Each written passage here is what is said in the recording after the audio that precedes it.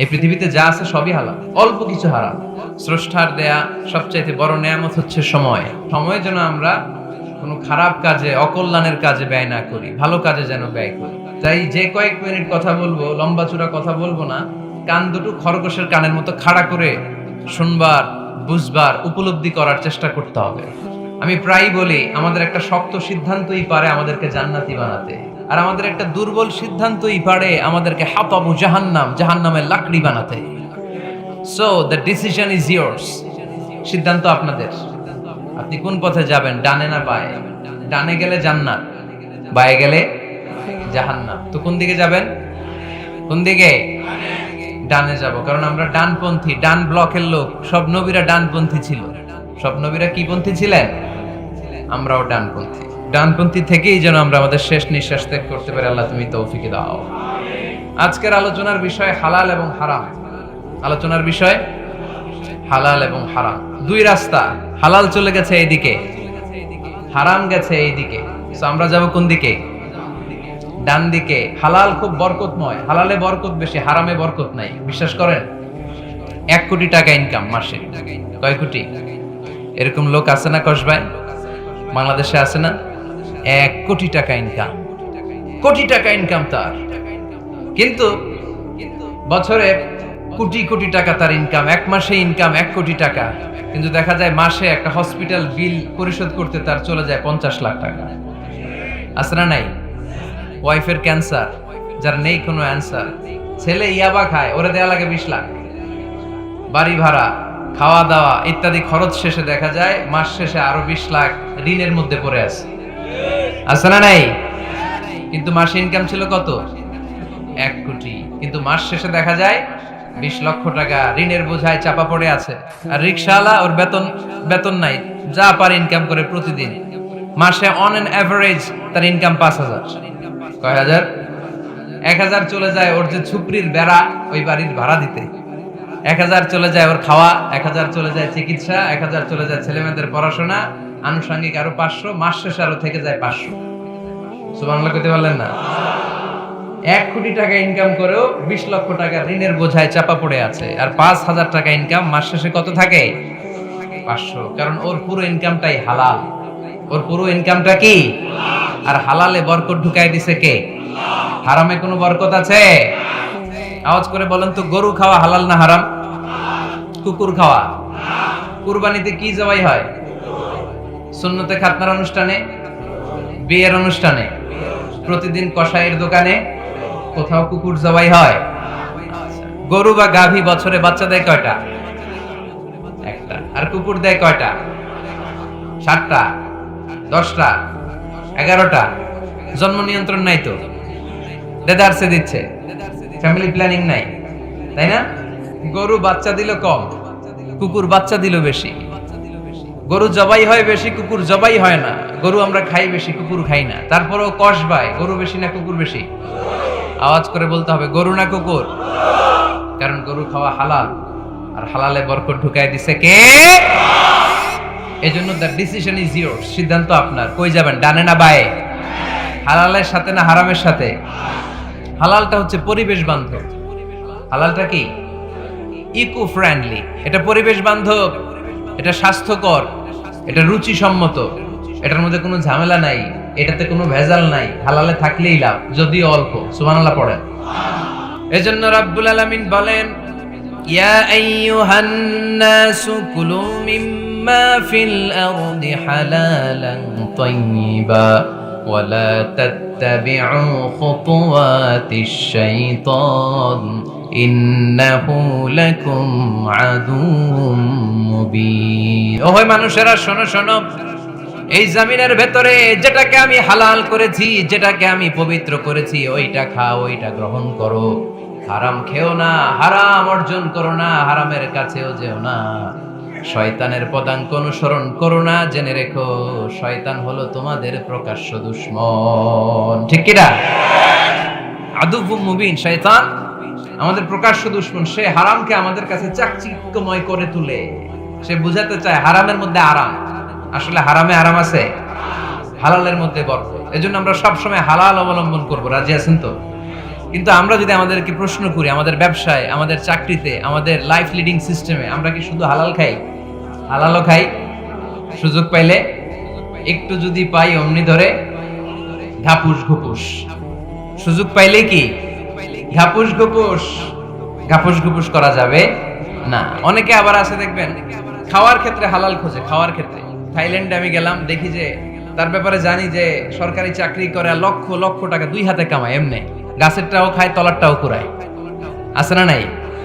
তো ইচ্ছে মতো ডানে বাই ইনকাম করে, হালাল হারাম দুইটাই খায়। কিন্তু থাইল্যান্ডে যে হালাল খাবার খুঁজতেছে, ওখানে যে জিজ্ঞেস করে যে এই দোকানে কি পর্ক আছে, পর্ক থাকলে খাবো না। পর্ক মানে হচ্ছে শুকরের চর্বি, শুকরের গোশত বা চর্বি মেশানো কোনো খাবার উনি খাবে না, কারণ এটা হারাম। আর ঘুষ যে খায় এটা খুব হালাল। এরকম ডাকাইতে আছে না নাই?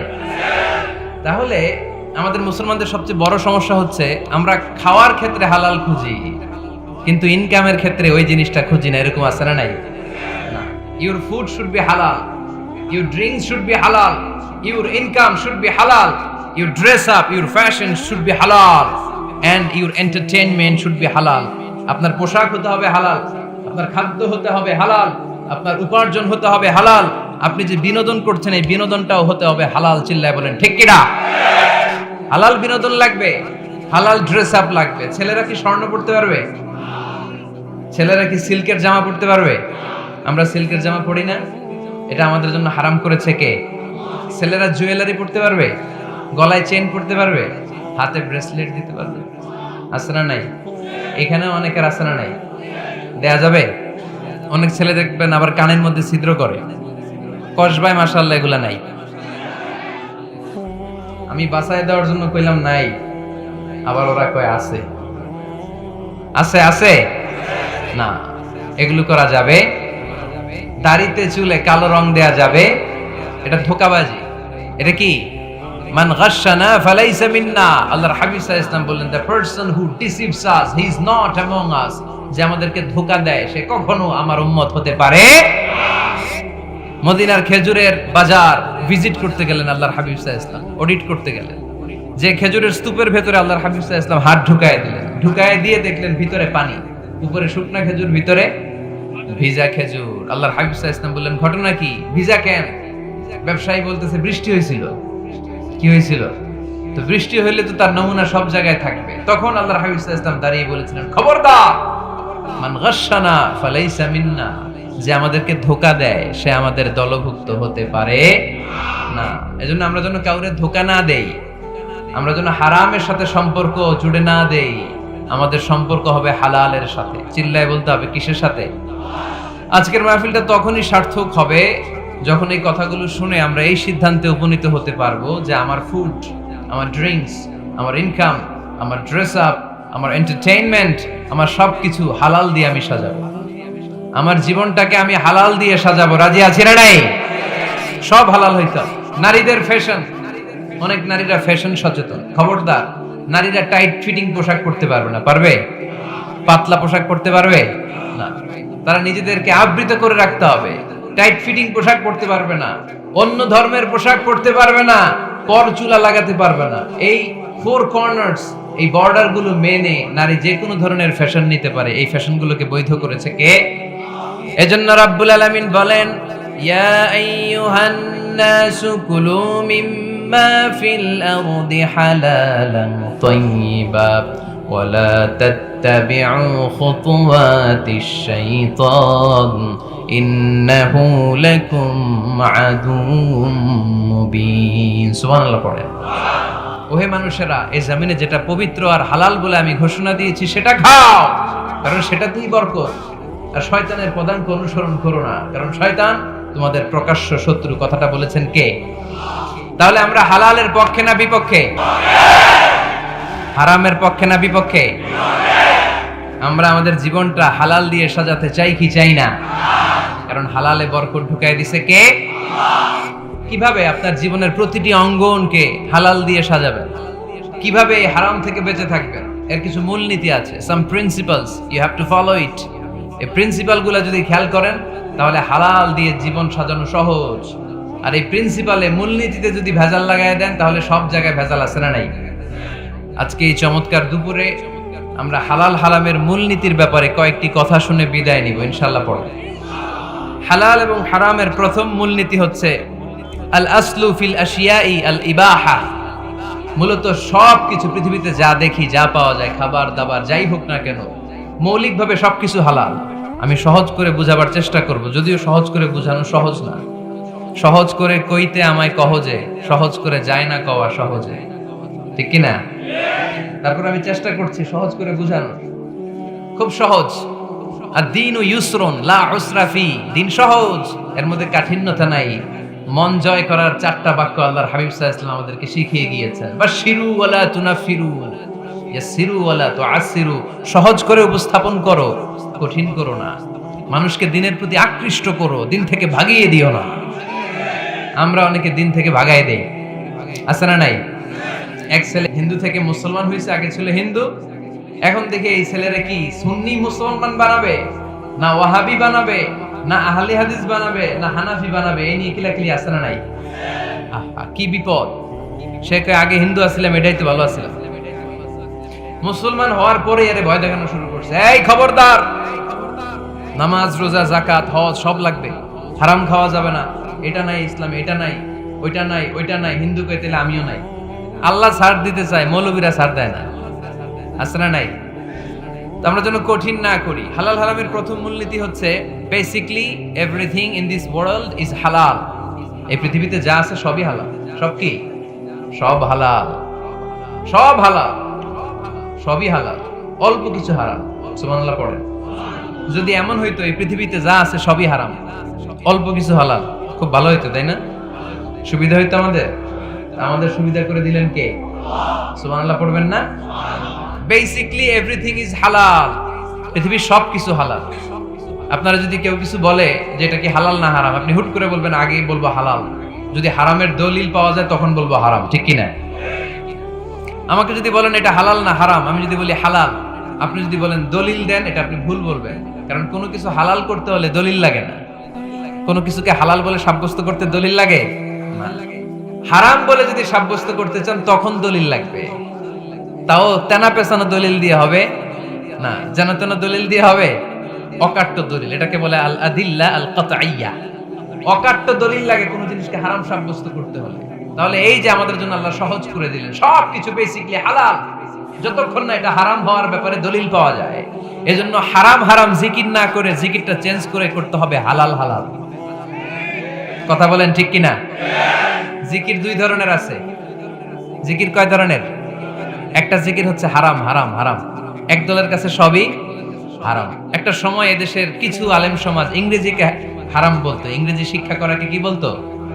সময়ের বিবর্তনে এটা এখন হালাল। এখন এটা কি? হালাল। একটা সময়ে আলেম সমাজের কিছু অংশ রাজনীতি করাকে হারাম বলতো। কথা কি বুঝতেছেন? এখন এটা কি? হালাল হয়ে গেছে। ইসলামী ব্যাংকিং কে হারাম বলতো একটা সময়, যে না কোনো ফিনান্সিয়াল ট্রানজাকশন এই সিস্টেমে ব্যাংকিং এটা ইসলামে জায়েজ না, এটা হারাম হারাম। কারণ ওদের জিকির কি? কথা কয় না। হারাম হারাম হচ্ছে এদের জিকির। একটা সময় ইসলামিক ব্যাংকিং হারাম ছিল, এখন এটা কি হয়ে গেছে? তার মানে এখনো অনেক কিছু এদের কাছে হারাম। সময়ের বিবর্তনে, কালের আবর্তনে এদের মুখ দিয়ে এগুলো একদিন হালাল হয়ে বের হবে। চিল্লায় বলেন ঠিক কি না? এজন্য এই পৃথিবীর সবকিছু মূলত হালাল, যতক্ষণ না হারাম হওয়ার ব্যাপারে দলিল না পাওয়া যায়। হারাম করতে হলে দলিল লাগে, হালাল বানানোর জন্য দলিল লাগে না। আবার যেন তেন কোনো দলিল দিয়ে, ঠুনকো কোনো দলিল দিয়ে কোনো জিনিসকে হারাম করা যায় না। হারাম করতে হলে অকাট্য দলিলের প্রয়োজন হয়। কথা বুঝতে পেরেছেন? প্রথম মূলনীতি ক্লিয়ার সবার কাছে? আল্লাহর হাবিব সাল্লাল্লাহু আলাইহি ওয়াসাল্লাম বলতেন হালাকাল মুতানাত্তিউন, যারা মুতানাত্তিউন তাদের ধ্বংস, তাদের উপর আল্লাহ লানাত। সাহাবারা বললেন ইয়া রাসূলুল্লাহ, ইয়া হাবিবাল্লাহ, মান হুমুল মুতানাত্তিউন? মুতানাত্তিউন কারা যাদের উপর আপনি লানত দিলেন, যাদের ধ্বংসের কথা বললেন? বিশ্বনবী বললেন আল্লাহর দেয়া হালাল বিষয়কে যারা সমাজের মধ্যে হারাম বলে প্রচার করে তারাই হলো সমাজের মুতানাত্তিউন। নাউজুবিল্লাহ পড়েন। قل من حرم زينة الله التي أخرج لعباده والطيبات من الرزق। এজন্য আল্লাহ ডেকে বললেন খবরদার, কে আছে সমাজের মধ্যে আমার দেয়া হালাল সাজসজ্জাগুলোকে, পবিত্র জিনিসগুলোকে হারাম বলে ফতোয়া তুলে তাদের উপর আমার লানত। খবরদার, আল্লাহ যেটাকে হালাল বলছে এটাকে হারাম বলার স্পর্ধা দেখাবেন না। এটাকে হারাম বলা যাবে? তাহলে প্রথম মূলনীতি কি সবাই বুঝতে পারছেন? বুঝতে পেরেছেন? এই দুনিয়াতে বেসিকলি সবকিছু কি? আওয়াজ করে বলেন। আর হালাল প্রমাণ করতে দলিল লাগে। কি প্রমাণ করতে দলিল লাগে? হারাম। এজন্য আমাদের জিকিরটা একটু চেঞ্জ করে দিব। আমরা হারাম হারাম না বলে কি বলবো? হালাল হালাল। যখনই দলিল পাবো তখন জিকির শুরু করব হারাম। কথা বুঝে নাই বোধহয়? দলিল পাওয়ার আগ পর্যন্ত সব কি? আরো জোরে বলেন। দলিল পাওয়ার পরে সেটা হয়ে যাবে হারাম। হারাম হচ্ছে সসীম, হালাল হচ্ছে অসীম। হালাল গুণে শেষ করা যায় না, কিন্তু হারাম গুণে শেষ করা যায়। সুবহানাল্লাহ পড়তে পারলেন না? যদি এমন হইতো হারাম আনলিমিটেড, সবই হারাম, আর হালাল হচ্ছে লিমিটেড, হালাল গুণা যায়, এমন যদি হইতো আমাদের জন্য কঠিন হয়ে যেত না? আমাদের জন্য এটাকে সহজ করে দিলেন কে? দেখেন কোরআনে যত জায়গায় আল্লাহ হালালের ঘোষণা দিয়েছেন, আল্লাহ ব্যাপকভাবে দিয়েছেন। আল্লাহ বলেছেন উহিল্লা লাকুম বাহিমাতুল আনআম, এই পৃথিবীতে যত গবাদি পশু আছে সব খাওয়া হালাল, ইল্লা মা ইউতলা আলাইকুম, তবে হাতে গোনা অল্প কয়েকটা ছাড়া, যেগুলো এখনই তোমাদেরকে তেলাওয়াত করে শোনানো হবে। পড়েন সুবহানাল্লাহ। আবার আল্লাহ বললেন উহিল্লা লাকুম সাইদুল বাহরি ওয়া তাআমু, সাগরের মধ্যে যত প্রাণী পাওয়া যায়, মাছ পাওয়া যায়, কাঁকড়া পাওয়া যায়, সব খাওয়াকে হালাল করে দিলেন কে? সাগরে যত ধরনের প্রাণী আছে, কাঁকড়া বলেন, তিমি বলেন, যা বলেন, সব হালাল, হাতে গোনা অল্প কয়েকটা ছাড়া। সুবহানাল্লাহ পড়েন। তার মানে যখনই আল্লাহ তাআলা হালালের ঘোষণা দেন, আল্লাহ তাআলা এটাকে ব্যাপকভাবে ঘোষণা দেন। আর যখনই আল্লাহ হারামের ঘোষণা দেন কোরআনের ভেতরে, তখন আল্লাহ গুনে গুনে দেন। কিভাবে দেন? হুররিমাত আলাইকুমুল মাইতাতু ওয়াদ-দামু ওয়া লাহমুল খিনজির ওয়া মা উহিল্লা লিগাইরিল্লাহি বিহি ওয়াল মুনখানিকাতু ওয়াল মাওকুযাতু ওয়াল মুতারাদ্দিয়াতু ওয়ান নাতিহা, গুনে গুনে দিয়েছেন। সুবহানাল্লাহ পড়েন। যখন আল্লাহ বললেন হালাল, তখন বললেন চার পাওয়ালা যত জন্তু আছে হালাল, অল্প কয়েকটা ছাড়া। যখন ঘোষণা দিলেন হালালের, আল্লাহ বললেন সাগরের ভেতরে যত প্রাণী পাওয়া যায় সব খাওয়া হালাল, অল্প কয়েকটা ছাড়া। কিন্তু হারামের ঘোষণা যখন আল্লাহ কোরআনে দিলেন, তখন ব্যাপকভাবে দেয় নাই, গুনে গুনে দিয়েছেন। রক্ত খাওয়া হারাম, মরা প্রাণী খাওয়া হারাম, শূকর খাওয়া হারাম, আল্লাহর নাম ছাড়া অন্য কোনো নামে বলি দেওয়া হয়েছে এরকম প্রাণী খাওয়া হারাম, সিংহের গুতা খেয়ে কোনো প্রাণী মারা গেছে ওইটা হারাম। এরকম গুনে গুনে অল্প কয়েকটা হারাম, বাকি সব কিছুকে আমাদের জন্য হালাল করে দিয়েছে কে? আবার যদি আল্লাহর জিজ্ঞেস করি আল্লাহ কাদেরকে বিয়ে করতে পারবো, আল্লাহ বলবে সবাইরে বিয়ে করবি। বাংলাদেশের নারীরা বিয়ে করা হালাল, পাকিস্তানের মেয়েদেরকে বিয়ে করা হালাল, সৌদি আরবের নারীদেরকে বিয়ে করা হালাল, এই বাংলাদেশের সিলেটের মেয়েদেরকে বিয়ে করা হালাল, ঢাকার মেয়েদেরকে বিয়ে করা হালাল, চট্টগ্রামের মেয়েদেরকে বিয়ে করা হালাল। হালালের কোনো শেষ নাই। সুবহানাল্লাহ পড়েন। কিন্তু যখন জিজ্ঞেস করলাম তাহলে কাকে কাকে বিয়ে করা হারাম, তখনই আল্লাহ গুনে গুনে 14 জনের নাম বলে দিলেন। পড়েন সুবহানাল্লাহ। হুররিমাত আলাইকুম উম্মাহাতুকুম ওয়া বানাতুকুম ওয়া আখাওয়াতুকুম ওয়া আম্মাতুকুম ওয়া খালাতুকুম ওয়া বানাতুল আখি ওয়া বানাতুল উখত। চিল্লায়ে পড়েন আল্লাহু আকবার। যখন হালাল, তখন ব্যাপকভাবে বললেন সব মেয়েদেরকে বিয়ে করতে পারো। মুসলিম যত নারী হয়, বাংলাদেশের হোক, পাকিস্তানের হোক, ইন্ডিয়ার হোক, গোটা বিশ্বের যে কোনো জায়গার মুসলিম নারী হলেই সেটা হালাল। কিন্তু হারাম কোনটা যখন জিজ্ঞেস করলাম, গুনে গুনে বললেন মাকে বিয়ে করা হারাম, নিজের কন্যাকে বিয়ে করা হারাম, বোনকে বিয়ে করা হারাম, ফুফিকে বিয়ে করা হারাম, খালাকে বিয়ে করা হারাম, ভাতিজিকে বিয়ে করা হারাম, নিজের ভাগ্নিকে বিয়ে করা হারাম। সুবহানাল্লাহ পড়বেন না? তাহলে সহজ না কঠিন? চিল্লায় বলেন। কি সহজ ইসলাম, কত সহজ। দাঁড়িয়ে নামাজ পড়া ফরজ, দাঁড়াতে পারতেছেন না, বসে পড়লেও কবুল করবে কে? ওযু করে নামাজ পড়া কি? পানি নাই, তায়াম্মুম করে নামাজ পড়লে কবুল করবে কে? বিয়েতে মোহরানা দেওয়া কি? মোহরানা নাই। এক সাহাবী বললেন ইয়া রাসূলুল্লাহ বিয়ে করব, মোহরানা আছে? না। কি আছে? কিচ্ছু না। কিচ্ছু না থাকলে বিয়ে করবে কেন? মোহরানা দেওয়া লাগবে না? কোরআন পারো? পারি। কয়টা সূরা? এতটা সূরা। এক নারীকে জিজ্ঞেস করলেন কোরআন পারো? বলে না, পারি না। আল্লাহর হাবিব সাল্লাল্লাহু আলাইহি ওয়াসাল্লাম দুইজনকে বিয়ে পড়ায় দিলেন। আর নারীকে বললেন মা তুমি কোরআন পারো না, কিন্তু তোমার স্বামী কোরআন পারে, তোমার স্বামী টাকা দিয়ে পয়সা দিয়ে তোমাকে মোহরানা দিবে, সামর্থ্য তার নাই, সে প্রতিদিন তোমার একটু একটু করে কোরআন শিখায় দিবে, এটাই মা তোর বিয়ের মোহর। সহজ না কঠিন? আর কোনদিন ইসলামকে কঠিন বলবেন? কেউ কঠিন বললে ওটা শুনবেন? আওয়াজ করে বলতে হবে, ইসলাম কি কঠিন না সহজ? মাশাআল্লাহ, দুইটা মূলনীতি বুঝে গেছেন না? পৃথিবীর সব হালাল যতক্ষণ না দলিল পাওয়া যায়। হালাল বলতে দলিল লাগে না, হারাম বলতে দলিল লাগে। 2 নাম্বার, হালাল আনলিমিটেড আর হারাম লিমিটেড, সহজ করে দিয়েছে, সুবহানাল্লাহ পড়ে। 3 নাম্বার, হালাল হারামের মূলনীতি হচ্ছে ইসলাম শুধু হারাম বলে দিয়ে বসে থাকে না। কোন বিষয়ে যদি ইসলাম হারাম ঘোষণা দেয়, ইসলাম একটা অল্টারনেটিভ আমাদেরকে সাজেস্ট করেছে। সুবহানাল্লাহ। আমি বলে দিলাম এটা করা যাবে না, এটা করা যাবে না, এটা করা যাবে না, আমার কাজ শেষ, কি করা যাবে হুজুর এটা কর, এরকম প্রশ্ন আছে না নাই? হারাম হারাম এই জিকির করে যে আপনি বসে রইলেন, হালাল কোনটা এটা বলে দিয়ে যান, চিল্লায় বলেন ঠিক কি না? ইসলাম শুধু হারাম বলেই বসে থাকে না, যত জায়গায় ইসলাম হারাম বলেছে, ইসলাম একটা অল্টারনেটিভ সাজেস্ট করেছে। Islam provides us the alternatives, always alternative দিয়েছে। ইসলাম দ্ব্যর্থহীন কণ্ঠে ঘোষণা দিয়ে আমাদেরকে জানিয়ে দিয়েছে সুদ খাওয়া হালাল না হারাম। আমরা বললাম আল্লাহ সুদ যদি হারাম হয় আমরা কেমন করে আমাদের জীবন চালাবো? আল্লাহ বললেন ওয়া আহাল্লাল্লাহুল বাই'a ওয়া হারামার রিবা। চিন্তা নাই, ভয় নাই, কেমন করে সমাজ চলবে জেনে রাখো, আমি আল্লাহ যখনই সুদকে হারাম করেছি তার বিপরীতে ব্যবসাকে আমি আল্লাহ তোমাদের জন্য হালাল করে দিয়েছি। অল্টারনেটিভ আছে না নাই? অল্টারনেটিভ মানে বোঝেন তো? বিকল্প। অল্টারনেটিভ মানে কি? বিকল্প। সুদ হারাম, সুদ হারাম বলে বসে থাকলে হয়তো ঝামেলা লাগতো না? সুদকে হারাম করে দিয়ে অল্টারনেটিভ আল্লাহ আমাদের জন্য ব্যবসাকে হালাল করে দিয়েছেন। পড়েন সুবহানাল্লাহ। ইসলাম বলেছে ওয়ালা তাকরাবুজ জিনা, খবরদার বিবাহ বহির্ভূত গার্লফ্রেন্ড বয়ফ্রেন্ড বলেন, পরকীয়া বলেন, কোন ধরনের শারীরিক সম্পর্ক জায়েজ নাই, এটা হারাম। জিনার কাছেও যেও না। এখন আমরা বললাম আল্লাহ জিনার কাছেও যদি না যায় তাহলে যৌন চাহিদা মিটাবো কি করে? আল্লাহ বললেন জিনাকে হারাম করেছি, অল্টারনেটিভ বিয়ের জায়েজ করে দিয়েছি।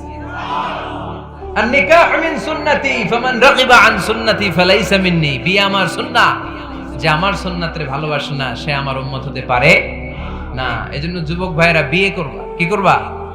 বিয়ের চেয়ে কোনো ভালো কাজ পৃথিবীতে হতে পারে? আমরা গার্লফ্রেন্ড বয়ফ্রেন্ড মানি না, না এই জিএফ বিএফ এগুলোর সাথে আমরা নাই। আমরা বিয়ে করব। বিয়ে করলে বরকত দেয় কে? ছেলের বাপ মেয়ের বাপ সহজ করে দেয়, সহজ করে দিবে। কালিয়ারা না, কালিয়ারার ছেলের বাপ মেয়ের বাপ যারা আছেন সহজ করে দেন। ছেলে যদি মেয়েকে পছন্দ করে, মেয়ে যদি ছেলেকে পছন্দ করে, ছেলে যদি নামাজি হয়, কর্মঠ হয়, মেয়ে যদি ভদ্র হয়, বাদ সাধবেন না, বিয়ে দিয়ে দেন। কারণ বিয়ের চেয়ে ভালো কাজ আর হতে পারে না। যে পোলাপনের গলার আওয়াজ বেড়ে গেছে, এখন মহা খুশি, এখন আজারি হুজুর জিন্দাবাদ, এখন আর আমার বিরোধী কেউ নাই এই জায়গায়, সবাই হাত করে ফেলছি আমি, আগেও নাই। মাশাআল্লাহ। তো এই জন্য বিয়েটাকে সহজ করেন। খেয়াল করবেন যেই সমাজে বিয়ে করা কঠিন ওই সমাজে জিনা করা সহজ, যেই সমাজে জিনা করা কঠিন ওই সমাজে বিয়ে করা সহজ, ঠিক কিনা? পুরো উল্টো। বাংলাদেশে কোনটা করা কঠিন? হ্যাঁ, বিয়ে করা কঠিন। বিয়েতে ফ্ল্যাট লাগবে, ছেলের গাড়ি লাগবে, নিজের পায়ে দাঁড়ানো লাগবে, 10 লাখ টাকা মোহরানা লাগবে। জিনার জন্য কি লাগবে? কিচ্ছু লাগবে না, টোনাটুনি রাজি, তুমি আমি রাজি, অবৈধ সম্পর্ক হতে আর কিছু লাগে না। চিল্লায় বলেন ঠিক কিনা? কিন্তু বিয়েতে অনেক কিছু লাগবে, এইটা ওইটা। ছেলেরা কই তুই নিজের পায়ে দাঁড়া, তুমিও নিজের পায়ে দাঁড়ায় দেখাবে, এই যে নিজের পায়ে দাঁড়াইছে। তো এতদিন সে কার পায়ে দাঁড়াইছে? নিজের পায়েই তো দাঁড়াইছে। সহজ করবেন, বিয়েরে কঠিন করেন না।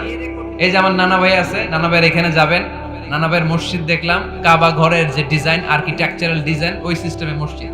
আজকে জোহরের সালাত করলাম, ওই মসজিদে নানা ভাই বিয়ে পড়াই দিবে। সবাই চলে যাবে নানা ভাইয়ের কাছে। দেখছেন বিয়েটা যে ভালো জিনিস তার প্রমাণ। বিয়ের কথা কইলেই পোলাপান খালি হাসে। এটা জান্নাতি সম্পর্ক। তো এই কারণে আলাইহিস সালাম আর হাওয়া আলাইহাস সালাম দুইজনকে বিয়ে পড়াই দিয়েছিল কে? এই দুইজন এমন দুইজন মানব আর মানবী, ওনাদের কোনো শৈশব ছিল না, ওনাদের কোনো কৈশোর ছিল না, যৌবন দিয়েই শুরু। এজন্য আগে আল্লাহ বিয়ে পড়াই দিচ্ছে। কথা কয় না? ওই মেয়ে আপনার শৈশব আছে না নাই? কৈশোর, আদম আলাইহিস সালামের শৈশব, কৈশোর। হাওয়া আলাইহিস সালামের শৈশব, কৈশোর। জীবন শুরু করছে কি দিয়া? যৌবন দিয়ে। বিয়ের দরকার আছে না নেই? এজন্য আল্লাহ জান্নাতেই বিয়ে পড়ায় দিলেন। বিয়ের সম্পর্কটা জান্নাতি সম্পর্ক, বিয়ের ভালোবাসাটা জান্নাতি ভালোবাসা, এর চাইতে পবিত্র ভালোবাসা দুনিয়ায় হতে পারে? তাহলে ইসলাম কোন জিনিসকে হারাম ঘোষণা দিয়ে মুখে কুলু পেটে বসে থাকে নাই, অল্টারনেটিভ সাজেস্ট করেছে। সুদ খাওয়া হারাম, অল্টারনেটিভ ইসলাম আমাদেরকে বলে দিল ব্যবসা হালাল। জিনা করা হারাম, পরকিয়া হারাম, গার্লফ্রেন্ড বয়ফ্রেন্ডের এই কালচার হারাম, তার বিপরীতে বিয়ে করা হালাল। সুবহানাল্লাহ পড়েন। এরপর ইসলাম বলে মদ খাওয়া হারাম। ইন্নামাল খামরু ওয়াল মাইসির ওয়াল আনসাব ওয়াল আজলামু রিজসুম মিন আমালিশ শাইতানি ফাজতানিবু। খবরদার, মদ, জুয়া, লটারি এগুলো হারাম করে দিয়েছে কে? আল্লাহ বললেন মদ খেও না, মদ তোমাদের জন্য হারাম ঘোষণা করা হলো। আমরা বললাম আল্লাহ, শীত প্রধান দেশে মদ খেলে শরীরটা গরম থাকে, মদ না খেলে তো বেঁচে থাকার উপায় না। স্ক্যান্ডিনেভিয়ান কান্ট্রিগুলোতে, সাইবেরিয়াতে মদ না খেলে ওদের বাঁচার উপায় নাই। এখন অল্টারনেটিভের দরকার আছে না নাই? আল্লাহ বললেন মদকে হারাম করেছে কিন্তু মধু খাওয়াকে হালাল করে দিয়েছে। মধু খান আপনারা? মধু 5-6 চামচ খেয়ে দেখেন একসাথে, মদের বাবা এটা চিল্লায় বলেন ঠিক কিনা? শরীর গরম হবে, অনেক অনেক শক্তি হবে। মধুর মধ্যে আছে ফ্রুকটোজ, কি আছে? ফলের মধ্যে আছে সুক্রোজ, আর চিনিতে আছে গ্লুকোজ। ফ্রুকটোজ আর সুক্রোজ এটা স্বাস্থ্যসম্মত, এটা ভেরি হেলদি ডায়েট, এটা খাবেন তাহলে সুস্থ রাখবে কে? তাহলে সুক্রোজ খাবো, ফ্রুকটোজ খাবো, আর গ্লুকোজ কমাই দিব। রাজি আছেন তো? এরপর ইসলাম আমাদেরকে বলল ঢোল বাদ্য বাজানো এটা হারাম, অশ্লীল গান বাজনা হারাম, নাচানাচি হারাম। আমরা বললাম আল্লাহ, বিনোদনের একটা মাধ্যম তো আমাদের লাগবে। ইসলাম বলল ইসলামী নাশিদ যদি তুমি গাও সেটা হালাল। ঢোল হারাম, কিন্তু তার বিপরীতে দফকে হালাল করেছে কে? ঢোলের দুই দিকে আটকানো, এটা বাজালে নেফাকি তৈরি হয়, দাম আওয়াজ তৈরি হয়, এমন বিট তৈরি হয় ডান্স দিতে মনে চায়। আছে না নাই? প্রায় মাঝে মাঝে দেখি ওই গায়ে হলুদের অনুষ্ঠানে ইত্যাদি ইত্যাদি অমুক অনুষ্ঠানে বাসার ছাদের উপরে এমন বিটে হেভি মিউজিক্যাল ইনস্ট্রুমেন্ট দিয়ে এমন গান ছাড়ে, পুরো এলাকাটা কাঁপে ওনাদের সাথে। দুম্মা চলে, দুম্মা চলে, খালি কি চলে? দুম্মা চলে। খেয়াল করছেন? আপনার কাছে যদি বাজায় এই টেবিলটা কাঁপবে, সাথে সাথে আপনার শরীরও কাঁপবে, আপনাকে ক্রেজি বানাবে। ইসলাম বলেছে না, যেটা তোমাকে ক্রেজি বানায়, যেটা তোমাকে অস্থির বানায়, যেটা তোমাকে অশ্লীল বানায়, ওটাকে হারাম করেছে কে? কিন্তু তার বিপরীতে সুস্থ বিনোদন আমাদের জন্য হালাল করে দিয়েছে কে? ঢোল বাজানো হারাম, কিন্তু ঢোলের বিপরীতে ইসলাম আমাদের জন্য দফ বাজানো জায়েজ করে দিলেন। আল্লাহর হাবিব সাল্লাল্লাহু আলাইহি ওয়াসাল্লাম যখন মক্কা থেকে হিজরত করে মদিনাতে গেলেন, মদিনার সানিয়াতুল ওয়াদা নামক জায়গায় মদিনার আবাল বৃদ্ধ বনিতা, সাহাবারা, নারীরা, পুরুষেরা, ছোট্ট সোনামণিরা দফ হাতে নিয়ে বিশ্বনবীকে ওয়েলকাম জানাতে শুরু করলো। তালাআল বাদরু আলাইনা মিন সানিয়াতিল ওয়াদা ওয়াজাবা শুকরু আলাইনা মাদাআ লিল্লাহি দা আইয়ুহাল মাবউসু ফিনা جئت من أمر المطاع جئت شرفت المدينة مرحبا يا خير دا সবাই পড়েন طلع البدر علينا من ثنيات الوداع وجب الشكر علينا مدعا لله সুবহানাল্লাহ পড়েন। এই যে আমরা নাশিদটা গাইলাম, এটা হালাল না হারাম? সাথে যদি দফও থাকতো, আমরা যদি দফও বাজাইতাম, এটা হালাল না হারাম? এটা হালাল। দেখেন কি সুন্দর চেক এন্ড ব্যালেন্স, ইসলাম চেক এন্ড ব্যালেন্স করেছে। কতটা ভারসাম্যপূর্ণ জীবন ব্যবস্থা আমরা পেয়েছি, কত চমৎকার আমাদের শরিয়া। এটারে আমরা কঠিন বানাই। ঢোল বাজানো হারাম, কিন্তু তার বিপরীতে দফ বাজানোকে হালাল করে দিয়েছে কে? আবার আল্লাহর হাবিব সাল্লাল্লাহু আলাইহি ওয়াসাল্লাম বলতেন আ'লিনু আন-নিকাহ বিদ-দুফুফ। এলাকায় যখন তোমাদের কারো বিয়ে হয়, দফ দিয়ে ব্যান্ড পার্টি করে জানিয়ে দাও। ঢোলের ব্যান্ড পার্টি না, গিটারের না, হারমোনিয়ামের না। বংশী বাজায় কে রে সখী? বংশী বাজায় কে? ওই বংশী দিয়া না, ওই বংশী হারাম, বাঁশি বাজানো হারাম, কিন্তু দফ বাজানোকে হালাল করে দিয়েছে কে? বিয়ের ঘোষণায় দফ বাজিয়ে ব্যান্ড পার্টি করতে বলেছে বিষ্ণু সাল্লাল্লাহু আলাইহি ওয়াসাল্লাম। কারণ বিয়েতে একজন নারী পুরুষের যেই সম্পর্ক হয়, জিনা বা ব্যভিচারে একই সম্পর্ক হয়, পার্থক্য হচ্ছে এটা সামাজিক স্বীকৃতি আছে, জিনার স্বীকৃতি নাই, ঠিক কিনা? এই জন্য বিয়ে গোপন করে করা যায় না, এটা অ্যানাউন্স করে করতে হয়। ওমরে ফারুক রাদিয়াল্লাহু তাআলা আনহু যখন মদিনার খলিফা, উনি বলতেন লুকিয়ে লুকিয়ে যদি কেউ বিয়ে করে, সমাজের আশেপাশে তার প্রতিবেশীরা যদি তাদের দাম্পত্য জীবন সম্পর্কে না জানে, আমি তাদের দুইজনকে জিনার শাস্তি দেব। কারণ লুকিয়ে বিয়ে করা যায় না, সবাইকে জানিয়ে অ্যানাউন্স করে সবার দোয়া নিয়ে বিয়ের পিড়িতে বসতে হয়। চিল্লায় বলেন ঠিক কিনা? এজন্য ইসলাম শুধু হারাম বলে জিকির করে নাই, যেখানেই হারাম তার বিপরীতে ইসলাম হালালের বিকল্প দিয়েছে, ঠিক কিনা?